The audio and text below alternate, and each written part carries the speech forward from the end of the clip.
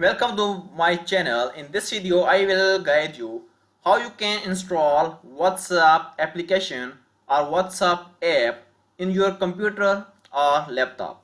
So for that, just open any browser on your laptop or computer and just search for WhatsApp app.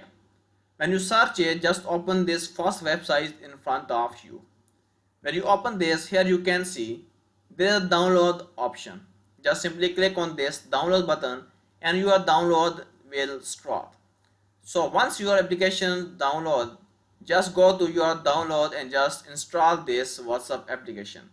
In order to install, just right click on this and just click on run as administrator if you are using in your computer. Now if you are using a laptop, just simply open your app store in your laptop and just simply install this WhatsApp application. Now when you install it, just in search option, just click on this and search for WhatsApp and just right click on it and click on this pin to taskbar. When you click on this, here you can see the WhatsApp application has been shown here. Now just simply click on it and open it and you can use your WhatsApp in your laptop or computer. So this is the way how you can install your WhatsApp application in your laptop or computer. Thank you for watching.